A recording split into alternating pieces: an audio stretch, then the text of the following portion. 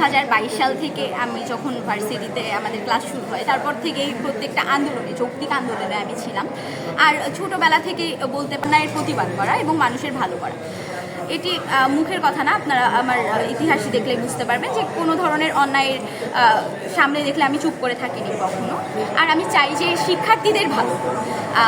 অনেকে আছেন রাজনৈতিক ব্যক্তিত্ব যারা অনেক বছর ধরে রাজনীতি করে আসছেন বা রাজনীতি করছেন এই প্রোপাগান্ডায় যে নিজের নামটাকে উজ্জ্বল করার জন্য। আমার একটি কথা যে আমার নাম কারোর জানা লাগবে না, আমার কথাটা যেন, আমার কাজে যেন কোনো একটা একজন শিক্ষার্থীর হলেও উপকার হয়।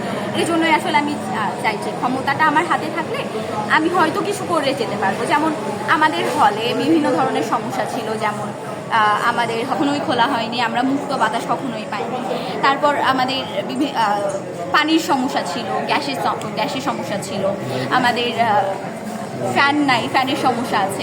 তো আমরা এই ধরনের সমস্যাগুলা থেকে উত্তরণের জন্য গত পরশুও আমরা আন্দোলন করেছি এবং আমাদের হলে ছাদ খুলে দেওয়া হয়েছে, আমাদের হলে ফ্যানের ব্যবস্থা করা হয়েছে, ফ্রিজের ব্যবস্থা করা হচ্ছে, ঠান্ডা পানির ব্যবস্থা করা হয়েছে অলরেডি। তো এই ধরনের আমরা কাজ করছি। আমরা ডাকসুতে জিতলেও কাজ করবো, ডাকসুতে না জিতলেও কাজ করবো। এখন এই ফ্যাসিবাদ রেজিমে বা আগেও একটি নির্বাচন হয়েছে, সেখানে আসলে কতটা কারচুপি হয়েছে, আর ওই নির্বাচন হওয়ার পর আমাদের স্টুডেন্টদের ওপর কতটা অপারেশন চলেছে।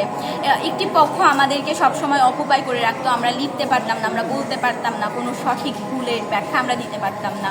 আমার নিজেরই ফেসবুক আইডি 2023-24 সালের মাঝামাঝি দিকে সেটি গুম হয়ে যায় আমার কাছ থেকে, ওটার অ্যাক্সেস চলে যায়।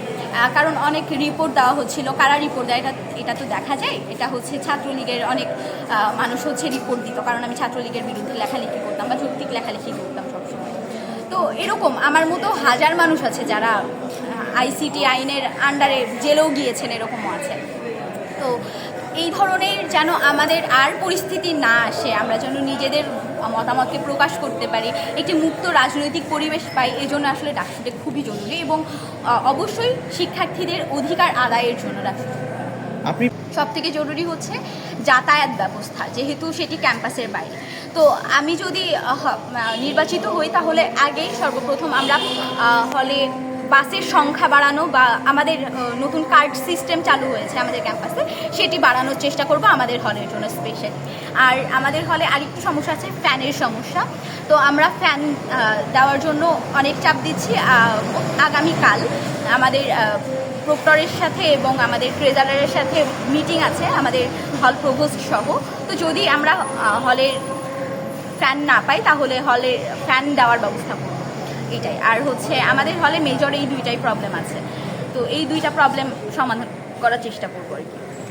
রাজনৈতিক প্রভাব তো থাকবেই, কিন্তু সেটি আমরা কাটিয়ে উঠে কতদূর আমরা একটি সুষ্ঠু নির্বাচন পেতে পারি বা কতভাবে আমরা এটা আসলে হাসিল করতে পারি, এটাই আমাদের এখন লক্ষ্য। যে আমরা যেন কোনো রাজনৈতিক প্রভাব তুষ্ট হয়ে আমাদের নির্বাচনকে কন্ট্রোল না হইতে দিই, এটাই আমাদের আসলে লক্ষ্য থাকবে। আমাদের আর কিছু আসলে বলার নাই, আমরা সুষ্ঠু নির্বাচন চাই।